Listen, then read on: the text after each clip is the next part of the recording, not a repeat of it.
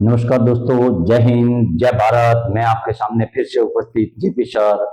आज मैं आपका हार्दिक अभिनंदन करता हूं। आज हमारा जो टॉपिक है भारतीय संविधान से संबंधित, भारत के जितने भी नागरिक हैं उनको मौलिक अधिकार मिले हुए हैं। उन मौलिक 7 मौलिक अधिकारों के बारे में जो एक अधिकार समाप्त हुआ है वर्तमान में भारतीय संविधान में 6 मौलिक अधिकार हैं। उन 6 मौलिक अधिकारों को मैं आपको ट्रिक के माध्यम से समझाने की कोशिश करूंगा। चाहे एग्जाम यूपीएससी का हो, आरएएस का हो, आपके चाहे मास्टर भर्ती का हो, रीट का हो, किसी भी एग्जाम में पटवारी का हो, उसमें अगर ये टॉपिक है, यहाँ से क्वेश्चन पुटअप होते हैं। यूपीएससी में भी इससे ज्यादा क्वेश्चन पुटअप होते हैं और आरएएस भर्ती में भी। तो ये बहुत ही इंपॉर्टेंट टॉपिक है आज का। तो हम चलते हैं डायरेक्ट मौलिक अधिकार के संबंधित। तो सबसे पहले हम समझते हैं ये जो मौलिक अधिकार हैं ये आपके किस देश से लिए गए हैं। तो ये आपके अमेरिका के संविधान से लिए गए हैं। कहां से लिए गए? अमेरिका के संविधान से ये इनको लिए गए हैं। ये टोटल अपने जो मौलिक अधिकार हैं ये कौन से भागों में रखे गए हैं? तो आपके भारतीय संविधान के भाग 3 में मौलिक अधिकारों की बात की गई है।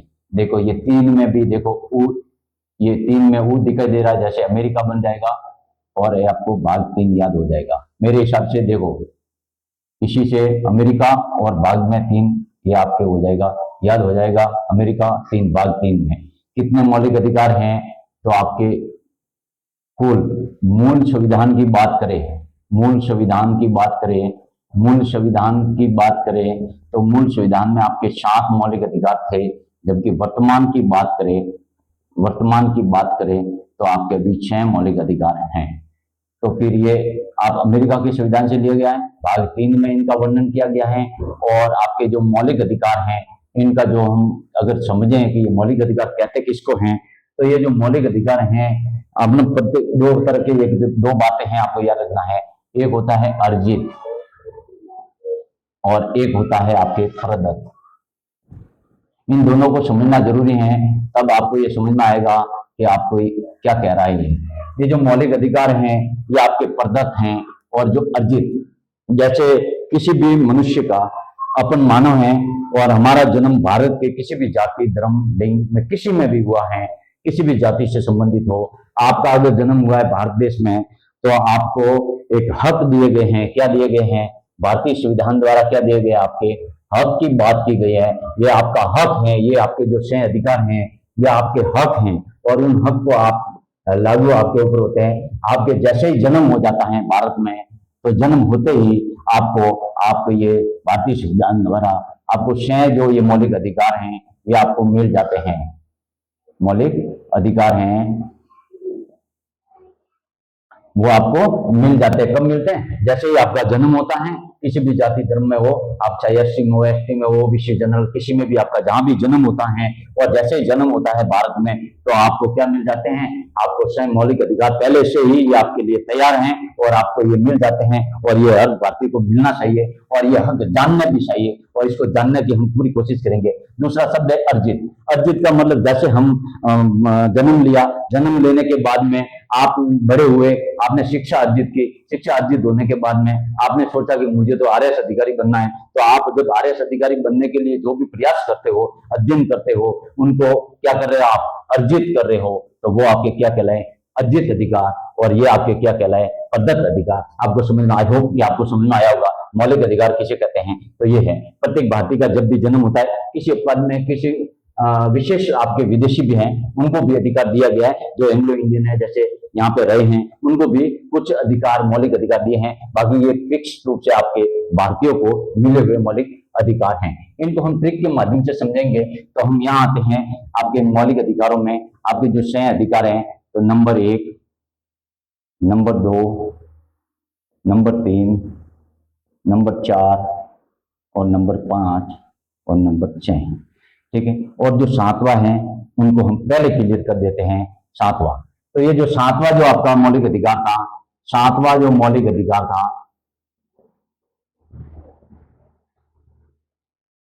7वां आपका जो मौलिक अधिकार था, मौलिक अधिकार आपको समझ में आएगा। मैं पूरी कोशिश करूंगा कि आपको समझ में आएगा। 7वां जो मौलिक अधिकार था वो आपके अनुच्छेद 31 में इसका वर्णन था और वो था संपत्ति का अधिकार। संपत्ति का अधिकार। ये संपत्ति का अधिकार है वो आपके 44वां संविधान संशोधन हुआ, 44वां संविधान संशोधन होगा, संसद द्वारा 44वां संविधान संशोधन किया 1978, 1978 में इनका संविधान संशोधन हुआ। और 1978 में जब से संविधान संशोधन हुआ 1978 में, तो इन जो संपत्ति का जो अधिकार था अनुच्छेद 31, तो इनको क्या कर दिया, समाप्त कर दिया। क्या कर दिया, समाप्त कर दिया। और इनको क्या बना दिया, कानूनी अधिकार बना दिया। कानूनी अधिकार बना दिया। अब कानूनी अधिकार बना दिया, यानी कानूनी अधिकार किसको कहेंगे और मौलिक अधिकार किसको कहेंगे, ये भी समझना जरूरी है मेरे हिसाब से, क्योंकि आप अगर यूपीएससी की तैयारी करते हो तो मौलिक अधिकार और कानूनी अधिकार में क्या फर्क है वो आपको समझा देता है। देखो, मौलिक अधिकार तो वो अधिकार हैं जो आपका पूरा हक है, आपका पूरा अधिकार है कि आप उनको, आपको सुप्रीम कोर्ट, एससी और आपके एससी यानी हाई कोर्ट, ये दोनों ऐसे जो सुप्रीम कोर्ट और हाई कोर्ट भारत में बने हुए हैं और संविधान में उल्लेख किया गया है कि सुप्रीम कोर्ट और हाई कोर्ट के जरिए आपको क्या होगा, मौलिक अधिकार मिलेगा। यानी आप इन पे रिट जारी कर सकते हो, रिट जारी करके आप अपने अधिकारों को प्राप्त कर सकते हो। जबकि कानूनी अधिकार हैं वो अधिकार तो आपको मिले हुए हैं, बाकी उनको आप मौलिक अधिकार की तरह आप रिट जारी करके उनके खिलाफ कानूनी कार्रवाई करके नहीं मिल सकते। और ये आपको 100% मिलेंगे। तो आपको समझ में आया होगा, कानूनी अधिकार तो है आपको मिले हुए, तो 300 कानूनी अधिकार है और इनको संपत्ति को, कानूनी अधिकार को 300 ए या क में रखा गया है। ये है संपत्ति के अधिकार। तो ये आपका 7वां जो अधिकार था, अभी ये वर्तमान में नहीं है। अभी वर्तमान में आपके कितना है, आपके 1978 के बाद में 6 आपके मौलिक अधिकार है। और वो 6 मौलिक अधिकार हम एक ट्रिक के माध्यम से समझने की कोशिश करेंगे। तो सभी साथ साथ लिखे ट्रिक, सम, शव, सम, शव, शो, दा, चम, सम, याद रखना।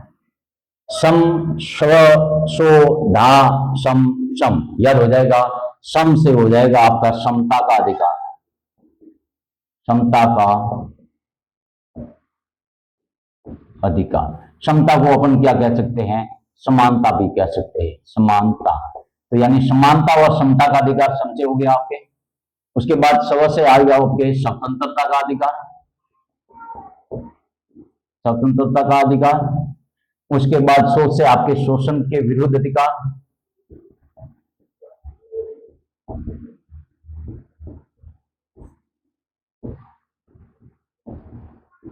शोषण के विरुद्ध अधिकार। दाह से आपके धार्मिक स्वतंत्रता का अधिकार,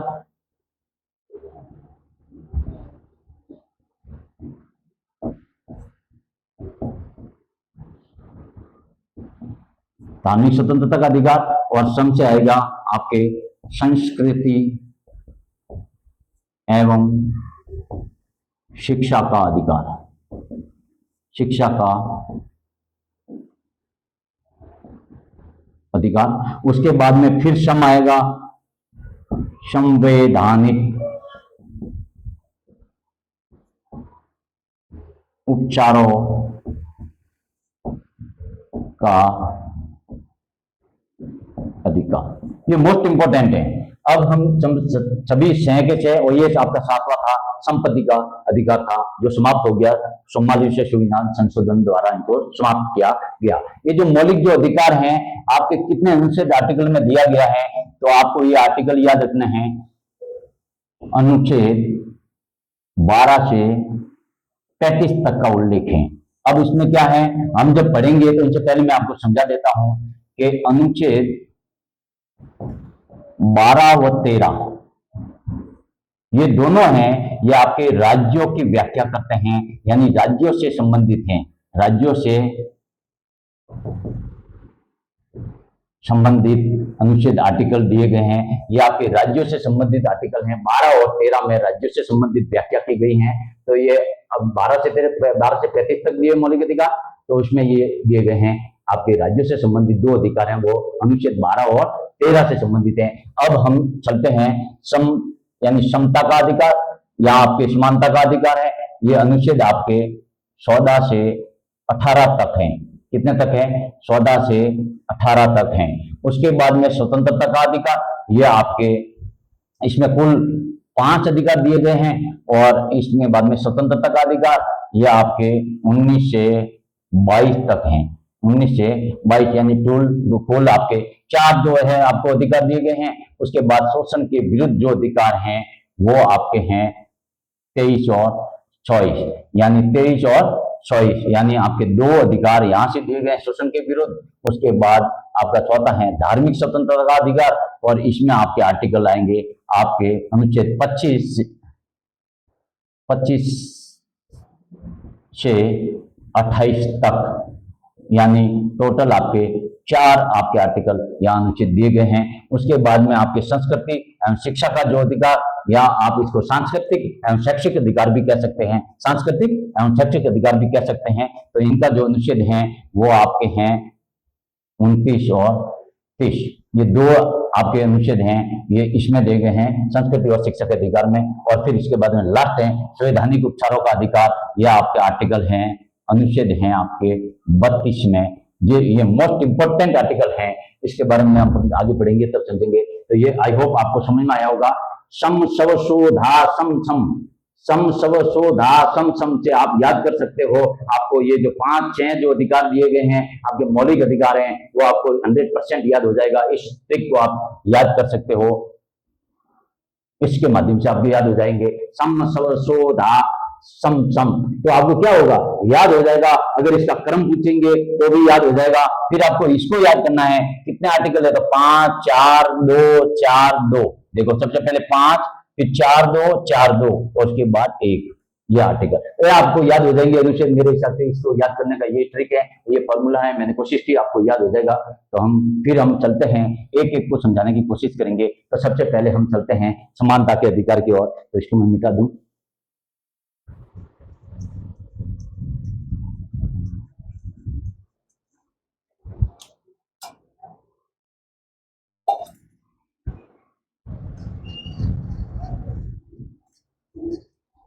आपको समझ में आएगा।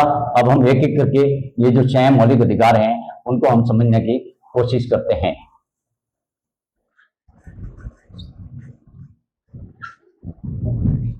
सबसे पहले हम समानता के अधिकार की बात करते हैं। कौन सा अधिकार है?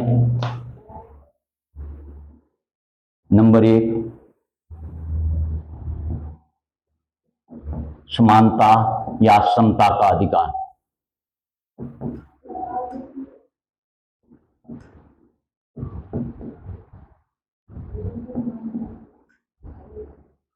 इसके अंदर आर्टिकल आपको याद रखने हैं, अनुच्छेद 14 से 18 तक। तो सबसे पहले अनुच्छेद हम लेंगे 14, अनुच्छेद 15, अनुच्छेद 16, अनुच्छेद 17 और अनुच्छेद 18।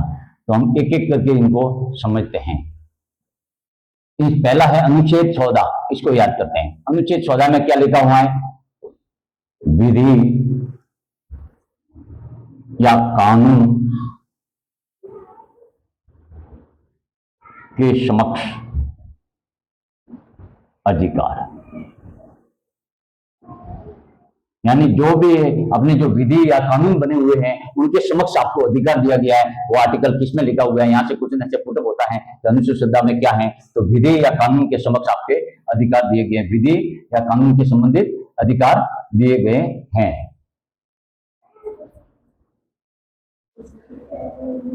अब चलते हैं अनुच्छेद 15। अनुच्छेद 15 क्या है? किसी धर्म, जाति, लिंग, जन्म स्थान, किसी भी धर्म, जाति, लिंग, जन्म स्थान के आधार के विभेद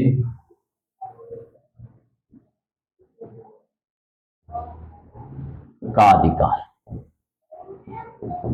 यानी क्या कह रहा है कि आप किसी भी जन्म में, किसी भी धर्म से संबंधित हो, किसी भी जाति से बिलोंग करते हो, चाहे वो एसटी, एसटी, ओबीसी, जनरल कोई भी हो, आप किसी भी लिंग से जन्म, पुरुष हो, महिला हो, आप किसी भी स्थान पे, भारत के किसी भी स्थान पे रह रहे हो, उनके विरुद्ध आपको सबको समानता का अधिकार दिया गया है। कौन सा अधिकार? सभी को समानता का अधिकार दिया गया आर्टिकल 15 में। एक आर्टिकल 15(4) है, आर्टिकल 15(4) है, इसमें आपको ये थोड़ी एससी, एसटी, ओबीसी को कुछ रियायतें दी गई हैं, वो अपवाद के रूप में आप समझ सकते हो।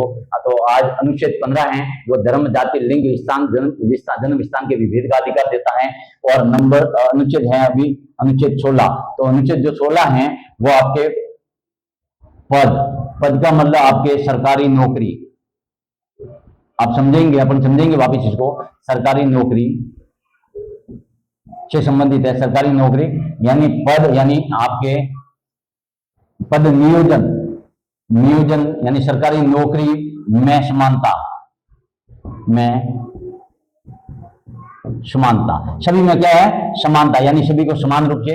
इसमें भी अपवाद हैं। अनुच्छेद 16 आर्टिकल ये भाग अनुच्छेद 16(4) में ये बताया गया है कि एससी,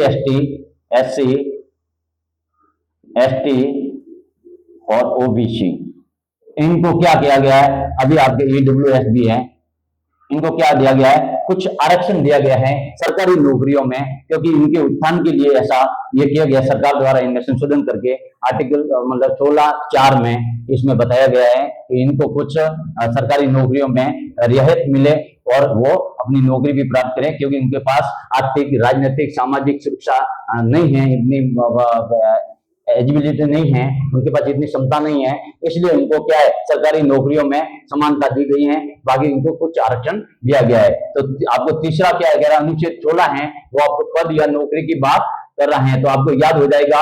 यानी लोक नियोजन में, सरकारी नौकरी में अफसर की जो समानता मिलेगी, इनमें जो अफसर हैं, अफसर की क्या मिलेगी? समानता होगी, अफसर की समानता होगी। अब हम आते हैं अनुच्छेद 17, खास इंपोर्टेंट है ये। प्रत्येक परीक्षा में, लगभग कोई भी एग्जाम होता है, यहां से क्वेश्चन पुटअप होता है। Don't touch me, don't touch me, ये जो डोंट टच मी यानी अस्पृश्यता का अंत,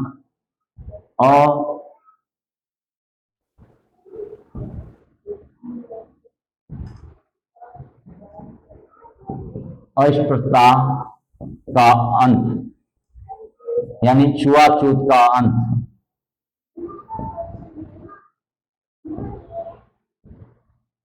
छुआछूत का अंत, ये क्या कह रहा है? अनुच्छेद आर्टिकल 17 ये कह रहा है कि अस्पृश्यता यानी किसी भी मनुष्य या मानव के साथ में अगर छुआछूत होता है तो उनका आर्टिकल 17 के तहत डोंट टच मी, यानी किसी को छूने में आपको छुआछूत हो रहा है, किसी के साथ बात करने से छुआछूत, किसी के साथ बैठने से छुआछूत, तो वो छुआछूत मिटाने के लिए भारतीय संविधान के मौलिक अधिकारों में अनुच्छेद आर्टिकल 17 में स्पष्ट दिया गया है, अस्पृश्यता का अंत किया गया है, अस्पृश्यता का अंत किया गया है। और ये अभी ये सही भी है, क्योंकि सभी मानव हैं, वो समान हैं, इसलिए उनको समानता का अधिकार मिला हुआ है, इसलिए इनके साथ में कोई भेदभाव नहीं होना चाहिए। तो आर्टिकल 17 में आपके भेदभाव, अस्पृश्यता का अंत की बात की गई है। ये भी इंपॉर्टेंट है। आर्टिकल अनुच्छेद 18 में ये बताया गया उपाधियों का अंत, उपाधियों का अंत। उपाधियों का अंत के बारे में हम समझते हैं। 1954 के बाद में कुछ रियायत मिली है, देखो क्या है बता देता हूं। उपाधियों का अंत दिया भारतीय संविधान में अनुच्छेद 18 में कहा है कि जो भी हमारे को उपाधि मिल जाती थी, ब्रिटिश शासन चल रहा था यहाँ पे, तो सभी को क्या दी जाती थी? उपाधि दी जाती थी। और उपाधि जैसे दी जाती थी तो उनमें क्या आ जाता था? घमंड आ जाता था और उनके फेवर में वो बात करने लगा, ब्रिटिशों से फेवर में बात करने लगे। तो हमारे भारत की जनता क्या है, हमारे भारत में हम दुखी होने लगे। तो क्या किया भारतीय संविधान में, इसका आर्टिकल 18 के अनुसार उपाधि जो मिलती थी उनका अंत किया गया। और अंत करने के बाद में अब क्या हो गया, जब जनसंख्या बढ़ गई, अब क्या है, कोई भी आदमी, अगर मैं भी कोई कार्य कर रहा हूं और अगर मुझे इसका पुरस्कार नहीं मिले, अगर मुझे कोई उपाधि नहीं मिले, पुरस्कार नहीं मिले, तो मैं कार्य क्यों करूं? ये समस्या जब आने लगी तो 1954 के बाद में क्या हुआ, यानी इसी से 1956 से आपके कुछ रियायत मिली है। मतलब क्या दिया गया है, बाकी ये अलग से मैटर है, बाकी मैं फिर थोड़ा समझा देता हूं। जैसे भारत रत्न पद्म विभूषण, पद्म पुरस्कार या पद्मश्री, पद्म भूषण,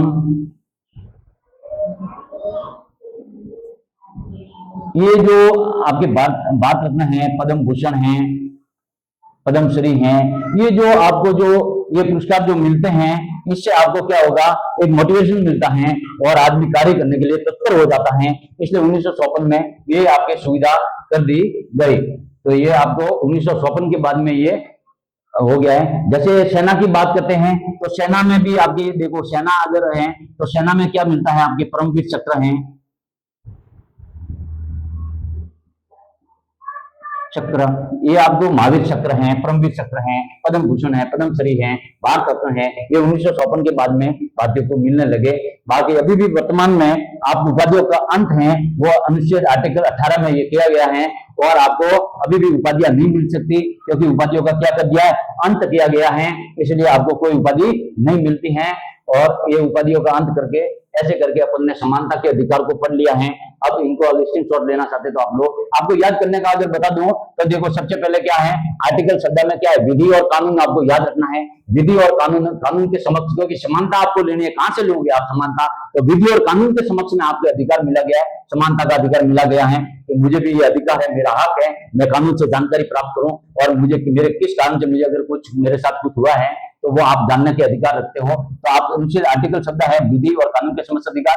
अनुच्छेद जो 15 है, धर्म जाति लिंग स्थान, यानी कोई कीवर्ड है वो आप पकड़ो, यानी धर्म जाति लिंग जन्म स्थान के विभेद का अधिकार, यानी इसके साथ में आप किसी के साथ में सभी आप भारतीय हो, जिसने भारत में जन्म लिया है तो सभी आप समान हो, तो असमानता का अधिकार की तो बात कर रहे हैं। तो पहले विधि और कानून की समक्ष समानता, उसके बाद धर्म जाति लिंग के स्थान पर समानता, उसके बाद में आपके जो सरकारी नौकरी है उनमें आपको अवसर की समानता, उसके बाद में अस्पृश्यता का अंत है वो 17 है और उपाधियों का अंत। देखो, तो पहले विधि कानून, उसके बाद धर्म जाति लिंग के स्थान पर विविध हो, उसके बाद में पद सरकारी नौकरियों में अवसर की समानता, उसके बाद में अस्पृश्यता का अंत और उसके बाद में उपाधियों का अंत। ये अस्पृश्यता का अंत और उसके बाद उपाधियों का अंत आपको याद हो जाएगा। तो स्क्रीनशॉट लो ताकि मैं आगे इसको बढ़ाए। दूसरा जो हमारा अधिकार है वो हम मौलिक अधिकारों की बात करते हैं।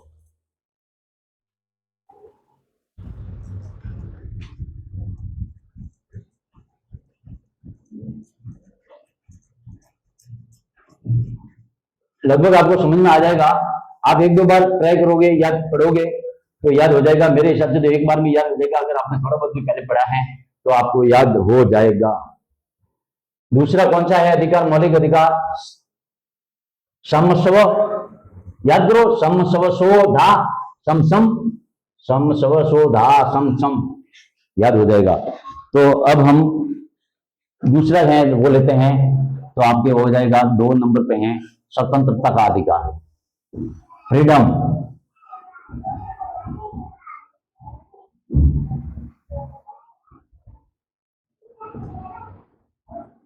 ये आपके आर्टिकल अनुच्छेद हैं, आपके अनुच्छेद हैं 19 से 22 तक। आप लिखते हैं नंबर 1, 19, 20, 21 और अनुच्छेद 22। ये जो 4 आर्टिकल हैं वो आपको याद करने हैं। देखो, अनुच्छेद 19, अनुच्छेद 19 में क्या है, आपको अभिव्यक्ति की यानी बोलने की आजादी, बोलने, या आप लिख सकते हो अभिव्यक्ति की आजादी यानी स्वतंत्रता। ये जो बोलने या अभिव्यक्ति की आजादी है, ये स्वतंत्रता है, इनको अलग अलग भागों में बांटा गया है। तो हम लिख सकते हैं 19A, 19B, 19C,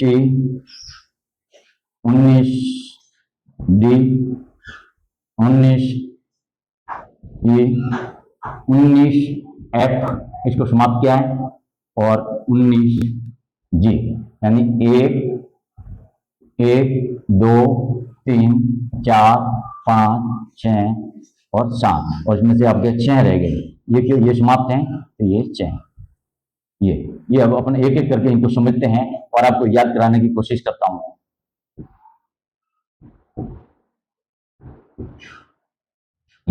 यानी देखो समझते हैं 19A क्या कह रहा है। ये जो 19A है ये क्या कह रहा है 19A, ये आपके क्या कह रहा है, स्वतंत्रता की बात कर रहे हैं हम। कौन से अधिकार की, मौलिक अधिकारों की बात कर रहे हैं, स्वतंत्रता के मौलिक अधिकारों की बात कर रहे हैं। तो एक तो है अभिव्यक्ति, 19A में अभिव्यक्ति, आपके प्रेस, उसके बाद में आपके बाद में जुड़े हैं इनके अंदर ये बढ़ाया गया है झंडा, और उसके बाद में फ्लैग के बाद में आपके RTI ये झंडा है, ये आपके 2004 में जुड़ा। RTI है ये आपके 2005 में इसका कानून बना। और अभिव्यक्ति और प्रेस की स्वतंत्रता आपको मिली हुई है। तो आर्टिकल ए में अभिव्यक्ति, प्रेस, झंडा और 2 RTI आपके की शामिल की गए हैं। ये आगे बढ़ती हुई जा रही हैं, जैसे जैसे समस्या आती है कुछ तो उनमें जोड़ा जाता है।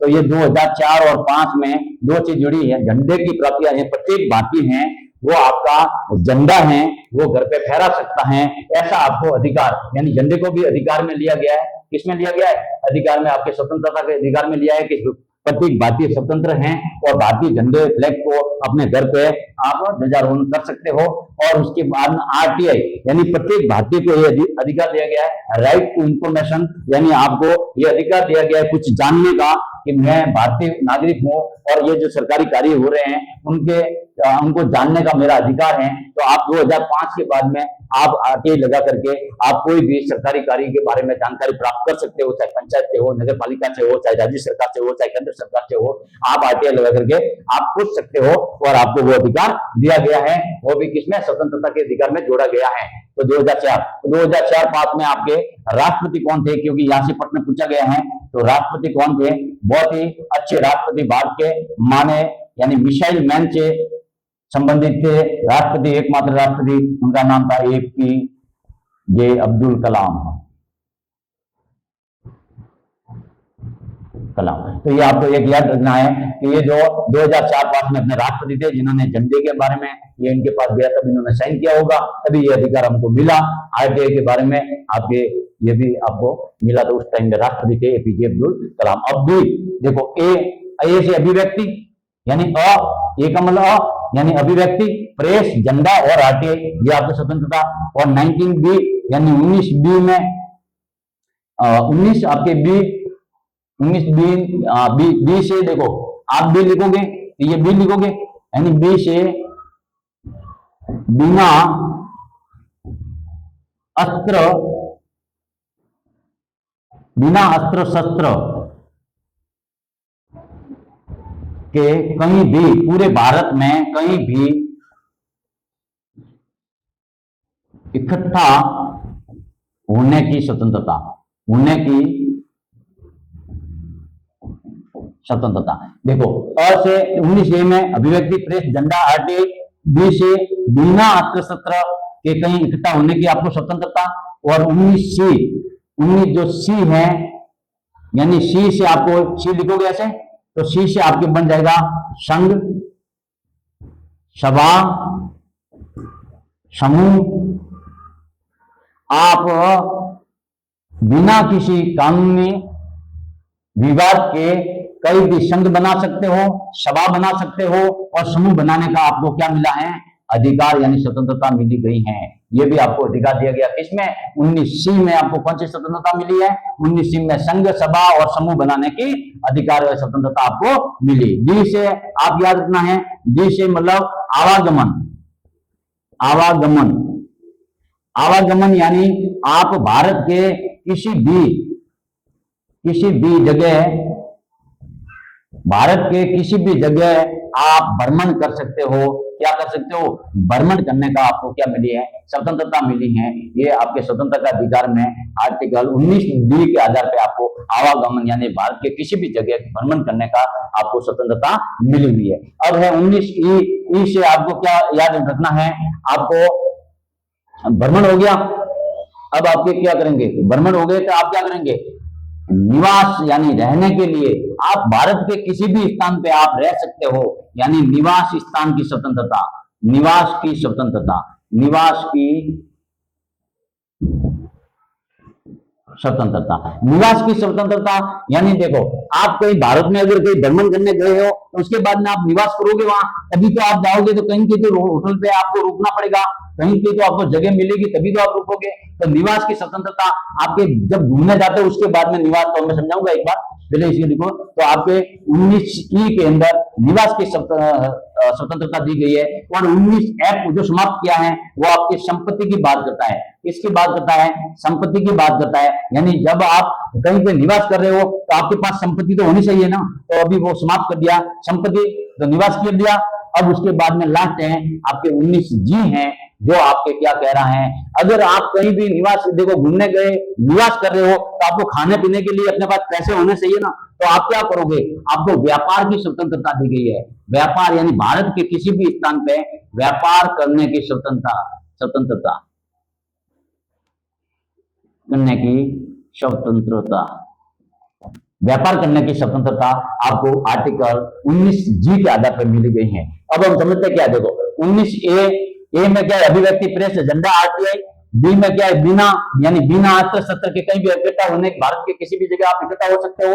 और 19C में यही आपके क्या है, बिना विवाद के संघ, सभा और समूह में आपको बना सकते हो अपने अधिकार क्षेत्र में, ये भी आपके स्वतंत्रता मिली हुई है, संघ की, सभा की, समूह की। तो पहले बिना अस्त्र अभिव्यक्ति, उसके बाद बिना अस्त्र शस्त्र, देखो ए से अभिव्यक्ति, बी से आपके बिना अस्त्र शस्त्र, सी से संघ, सभा या समूह, उसके बाद में डी से दिल्ली, यानी आवागमन, दिल्ली जाओगे तो आवागमन यानी आपके आने जाने, यानी किसी भी जगह रहने या भ्रमण करने की आपको जो सुविधा मिली है। 19E के आधार पे जब आप कहीं घूमने जाओगे तो वहां पे आपको रहना पड़ेगा, तो रहने की जो स्वतंत्रता है, निवास की जो स्वतंत्रता है, वो भी आपको आर्टिकल 19E में दी गई है। उसके बाद ये संपत्ति समाप्त हो गया। उसके बाद 19G है, जब आप कहीं रहोगे तो आपको खाने पीने के लिए आपके चाहिए, सामान चाहिए, तो आप क्या करोगे, वहां पे व्यापार करोगे, तभी आपके पास धन आएगा और आप खुशी से रह सकते हो। तो मेरे ये समझाने का जो मैंने कोशिश की है कि आपको आई होप समझ में आया होगा। तो मैं इसका स्क्रीनशॉट लो तो मैं मिटाता हूं।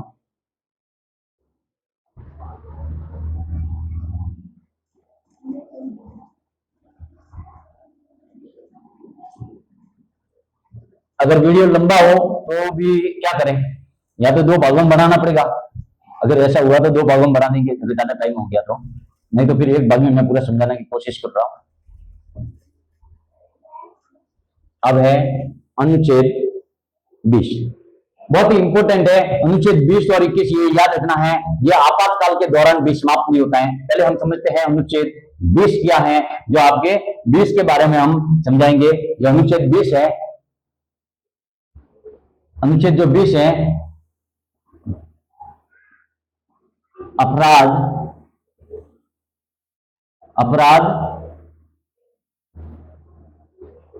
से दोष सिद्धि, अपराध से दोष सिद्धि का मतलब क्या हुआ, यानी आप कीवर्ड पकड़ो, दोष सिद्धि, यानी अनुच्छेद आर्टिकल 20 क्या कह रहा है, यानी दोष सिद्धि से संबंधित है। और इसके अंदर भी 3 बातें हैं। पहले देखो आपने क्या किया, अपराध से दोष सिद्धि, जब तक आपके ऊपर जो अपराध है वो दोष सिद्ध नहीं होता है तब तक पुलिस वाला कोई भी आपके खिलाफ एक्शन नहीं ले सकता। तो ये है आपके आर्टिकल 20 है, जो अपराध से दोष सिद्धि की बात करता है। जब तक आप दोष सिद्धि, यानी दोष सिद्ध नहीं होते, दोष साबित नहीं होता है आपके ऊपर, तब तक आप दोष सिद्धि हो, आप मतलब कानून से आपके स्वतंत्रता है आपके पास। जबकि अपराध से दोष सिद्धि की बात करता है, इसमें 3 बातें इंपॉर्टेंट हैं, वो 3 बातें आपको याद रखनी पड़ेगी। जैसे आपने सबसे पहले है क्राइम, क्राइम का मतलब क्या हुआ, आपने कोई अपराध किया, क्या अपराध, आपने कोई अगर अपराध किया तो अब आप अपराध करोगे तो उस समय क्या होगी, जैसे अपराध किया तो उसके बाद में आपको क्या मिलेगी, सजा मिलेगी। जबकि सजा में ये क्या लिखा है, दोष सिद्धि, जब तक दोष सिद्धि नहीं होती है, दोष सिद्धि नहीं होगी, सिद्ध नहीं होगा दोष, तब तक आपको क्या सजा नहीं मिलेगी। मान लो आपको क्राइम किया और आपके दोष सिद्ध हो गया तो आपको मान लोगे 1900, आपके 1900, जैसे मैं बात करूं 1900 अभी जब चल रहा है 1900 99। अगर 1999 में आपने कोई क्राइम किया, अपराध किया, और आपको उस टाइम की इसकी जो सजा होती है, जो भी आपने क्राइम किया उसकी जो सजा है वो सजा है मान लो 1 वर्ष। कितनी है? 1 वर्ष। अब क्या हुआ? अब जब दोष सिद्ध हो गया, बाकी दोष सिद्ध होने में टाइम लग गया और ये आते आते आपके 2000 मान लो 15 तक आ गया। कितना में? 2015 तक ये आपको अपराधी घोषित कर दिया। तो उस टाइम में अगर भारतीय संविधान में इसी सजा, इसी जो आपने क्राइम किया है इसकी सजा अगर 5 वर्ष है, 5 वर्ष हैं, तो आपको ये 5 वर्ष की सजा नहीं मिलेगी, क्योंकि आपने जो दोष किया था वो 1999 में किया था और 1999 में आपकी सजा 1 वर्ष थी। तो आपको क्राइम की जो सजा मिलेगी वो 1 वर्ष मिलेगी। कितने वर्ष मिलेगी? 1 वर्ष मिलेगी। ठीक है। दूसरा है अपने, समझ आ दो, अपने स्वयं के खिलाफ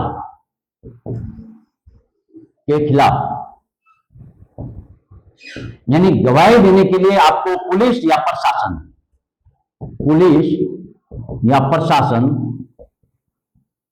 बाध्य नहीं करेगा। किसके लिए? गवाही के लिए बाध्य नहीं करेगा। ये आपको अधिकार है, ये आपको स्वतंत्रता मिली हुई है। यानी आपके खिलाफ अगर कोई कानूनी एक्शन होगा, आपके खिलाफ कोई आपको पकड़ करके ले गई पुलिस, मान लो पकड़ के आपके खिलाफ अगर कोई है, तो आपको क्या है? अपने स्वयं के खिलाफ पुलिस या प्रशासन को जबरदस्ती आपके गवाही के लिए आपको बाध्य नहीं कर सकता। आप गवाही नहीं दे सकते, आप अपने स्वतंत्र रूप से दे सकते हो तो दे सकते हो, बाकी बाध्य करके आपको कोई भी पुलिस या प्रशासन आपको बाध्य नहीं कर सकता। ये 2 पॉइंट इसमें लिखे गए हैं। और जो तीसरा पॉइंट है, यानी तीसरा जो पॉइंट है, मान लो आपने कोई अपराध किया, तो एक अपराध के लिए एक बार ही सजा मिलेगी। ऐसे नहीं कि एक अपराध किया और आपको पकड़ करके ले गई, फिर आप छूट में बाहर आए, फिर दोबारा मतलब आपने वो अपराध तो क्या नहीं है, फिर उसी अपराध के आधार पे आपको अगर सजा दे जा रही है, तो ऐसा संभव नहीं होगा। ये आपको अधिकार दिया गया, स्वतंत्रता दी गई है। यानी एक अपराध के लिए आदमी को एक बार ही सजा मिलनी चाहिए। ये आपके 3 पॉइंट इसमें दिए गए हैं। आर्टिकल अनुच्छेद 20 के आधार पर अपराध से जब तक दोष सिद्धि नहीं होती है तब तक आपको कोई सजा नहीं मिल सकती। तो ये आपको स्वतंत्रता दी गई है। अब हम आर्टिकल 21 की बात करते हैं। 21 की बात करते हैं, ये बहुत इंपॉर्टेंट है। आर्टिकल 21 का मैं यहां लिख देता हूं। आर्टिकल 21 की अगर बात करें तो आर्टिकल 21 में क्या है? आपके दैहिक, प्राण एवं दैहिक स्वतंत्रता, प्राण एवं दैहिक स्वतंत्रता किसमें? आर्टिकल आपके 20 में आर्टिकल 21 में आपको प्राण एवं दैहिक स्वतंत्रता का अधिकार मिला गया है। यानी आपको जीवन जीने का अधिकार मिला है। क्या मिला है? जीवन जीने का। प्राण यानी आपके जब तक प्राण रहेंगे, ये शरीर रहेगा, तब तक आपको क्या मिला है? अधिकार मिला है। प्राण और दैहिक अधिकार, प्राण और दैहिक स्वतंत्रता मिली है। प्राण और दैहिक स्वतंत्रता मिली है। इसके बाद में इसके अंदर उनसे एक आर्टिकल है और जोड़ा है 21A, यानी 21A में ये किया गया है, यानी आपके 86वां संविधान संशोधन हुआ है। 86वां संविधान संशोधन 2002 में हुआ था और इसमें ये कहा गया है कि आपको शिक्षा के अधिकार को भी इसमें स्वतंत्रता के अधिकार में जोड़ा गया है। यानी 6 से 14 वर्ष के जो बच्चे हैं, 6 से 14 वर्ष के जो बच्चे हैं, उनको क्या है? शिक्षा देनी अनिवार्य है। शिक्षा अनिवार्य दिया है, अनिवार्य। ये आपके किसमें जोड़ा गया है? आपके स्वतंत्रता के अधिकार में। आर्टिकल 21A के आधार पे 86वां संविधान संशोधन 2002 में हुआ था। 6 से 14 वर्ष के बच्चों को शिक्षा अनिवार्य रूप से देनी, प्राण और दैहिक स्वतंत्रता, ये आपके आर्टिकल 21 की बात करता है। अब एक इसके अंदर और बता देता हूं, अनुच्छेद 20 व 21, अनुच्छेद 20 और 21, ये अगर भारत के अंदर अगर आपातकाल लग जाए, अगर भारत में आपातकाल लग जाए तो आर्टिकल 20 और 21 आपके समाप्त नहीं होते हैं। ये क्वेश्चन बार बार पुट हुआ है आपके 20 और 21 ऐसे आर्टिकल हैं जो आपके आपातकाल लगने पर भी आपके ये समाप्त नहीं होते हैं या आपको मिलेंगे। जबकि आपको मैंने 19 के अंदर से जो आपको स्वतंत्रता मिली थी वो आपके समाप्त होती हैं, जबकि आर्टिकल 20 और 21 आपके जो स्वतंत्रता के अधिकार हैं वो आपके आपातकाल के दौरान भी समाप्त नहीं होते हैं। आई होप कि आपको समझ में आया होगा। अब हम आर्टिकल 22 की बात करेंगे। पहले इसका स्क्रीनशॉट लेना चाहते लोग ताकि मैं इसको मिटा के अनुच्छेद 22 की बात करते हैं।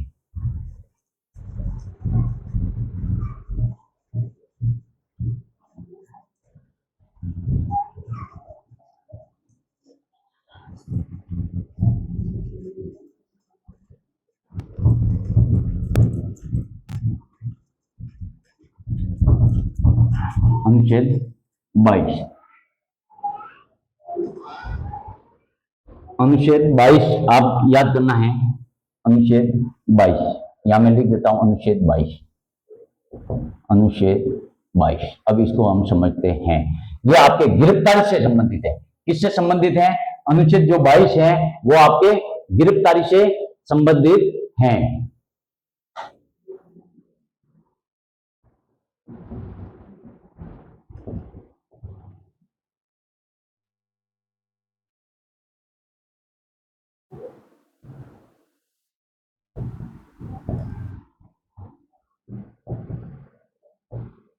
यानी गिरफ्तारी के दौरान आपको संरक्षण दिया गया है, आपको स्वतंत्रता दी गई है। इसमें भी 3 बातें आएंगी। कितनी बातें आएंगी? 3 बातें इसमें भी आएंगी। आपको 3 याद रखना है इसमें पॉइंट। आपके आर्टिकल जो अनुच्छेद 22 है वो गिरफ्तारी। पहले आपने क्या किया? आप दोष सिद्धि की बात करते हैं। 20 में क्या था? 20 में आपके दोष सिद्धि था, दोष सिद्धि। और जो 22 है उसमें भी 3 बातें थी, ठीक है। और इसमें भी 3 बातें हैं जो आपके दोष सिद्धि की बात इसमें भी है। सबसे पहले जैसे गिरफ्तारी की बात करते हैं तो गिरफ्तारी करेंगे, अगर आप गिरफ्तार हो गए तो गिरफ्तार होंगे तो आपको क्या है? कारण पूछने का अधिकार है। सबसे पहले क्या? कारण पूछने का अधिकार। मान लो आपको पुलिस आपको पकड़ के गई, आपको जानने का अधिकार, प्रत्येक भारतीय को जानना चाहिए ये चीजें, क्योंकि कारण पूछने का अधिकार है कि भाई मैंने ऐसा कौन सा कारण या गलती की है जो मुझे आप पकड़ करके थाने तक ले जा रहे हो, मुझे आप पकड़ करके थाने तक ले जा रहे हो। तो आप उनको कारण पूछ सकते हो और वो कारण देंगे। ये आपका हक है, आपका अधिकार है। आपको कहीं भी अगर आपके साथ ऐसा होता है तो आप उनसे कारण पूछ सकते हो, क्योंकि जब कारण पूछोगे तभी तो आपको मालूम पड़ेगा कि मैंने कौन सी गलती की है। तो इसलिए पहला क्या है? कारण पूछने का अधिकार। मान लो कि आपको पकड़ के ले गए तो आपको कितने घंटे रखेंगे? 24 घंटे, याद रखना, 24 घंटे। यानी 24 घंटे के भीतर भीतर आपको न्यायालय में पेश करना पड़ेगा। न्यायालय में क्या करना पड़ेगा? पेश करना पड़ेगा। जबकि एक चीज याद रखना, यहां से क्वेश्चन पुटअप हुआ था, बाकी गलती हो जाती है, तो आपको 24 घंटे की ये बात कर रहा है। कितने घंटे की बात कर रहा है? 24 घंटे। यानी आपको पुलिस कस्टडी के अंदर सिर्फ आप 24 घंटे रह सकते हो, इससे ज्यादा पुलिस उनके पास नहीं रख सकते, थाने में आपको नहीं रख सकते। ये भी आपका अधिकार है, आप जान सकते हो। और न्यायालय में उनको 24 घंटे से भीतर भीतर पेश करना है। जबकि इसमें एक है कि जब आवागमन होगा, यानी जो आने जाने, यानी ले जाने में, आपको पकड़ के ले जाने में जो समय व्यस्त हुआ है वो इसमें नहीं गिना जाएगा, वो इसमें नहीं गिना जाएगा। कंफर्म? याद हो जाएगा। यानी 24 घंटे के भीतर न्यायालय में आपको पेश करने की ये बात कर रही है।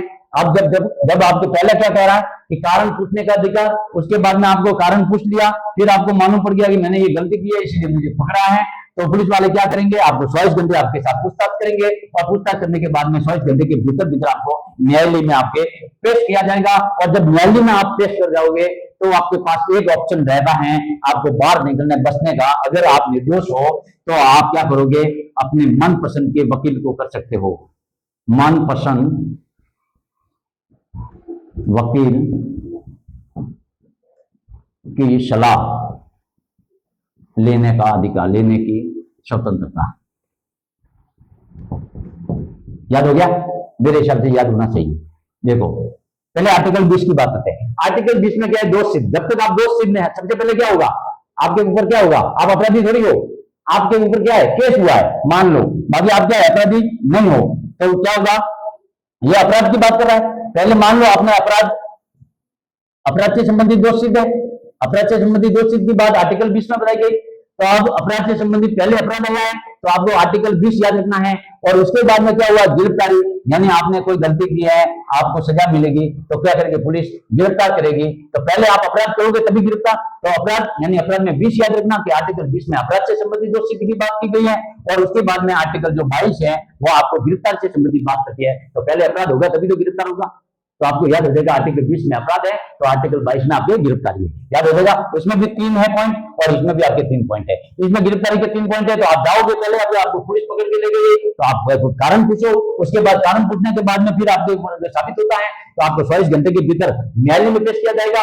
और उसके बाद में जब न्यायालय में पेश करोगे तो आपके पास एक ऑप्शन बचता है, वो ऑप्शन है मनपसंद वकील की सलाह लेने का स्वतंत्रता। तो आई होप कि आपको ये समझ में आया होगा स्वतंत्रता का अधिकार।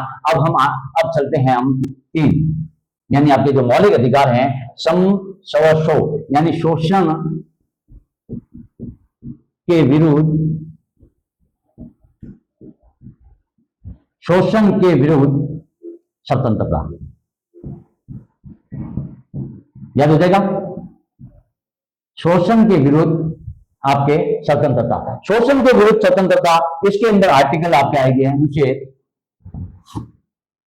23, 24, याद 23 और 24। तो हम लिखते हैं नंबर 1 अनुच्छेद 23 और फिर 2 में अनुच्छेद 24, इसको साथ साथ याद करते हैं।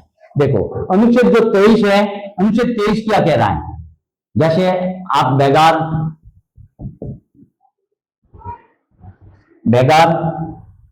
बंधुआ मजदूर,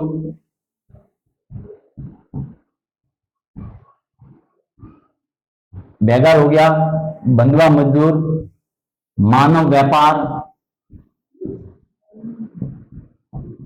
यानी देह व्यापार, यानी ये क्या कह रहा है, ये आपको अधिकार दिया गया है, स्वतंत्रता मिली हुई है कि कोई भी भारत के व्यक्ति किसी भी व्यक्ति को बेगार यानी बिना पैसा देकर के उनको कहीं पे बंधुआ मजदूर रखो, बेगार में काम कराओ, बिना पैसा के काम कराओ, या आपके मानव का देह है इनका जो व्यापार करते हैं, इनका जो ट्रांसफर करते हैं, इनका व्यापार करते हैं, मानवों का व्यापार करते हैं, तब ये क्या है आपके, ये कानूनन ये क्या है, कानून अधिकार नहीं है।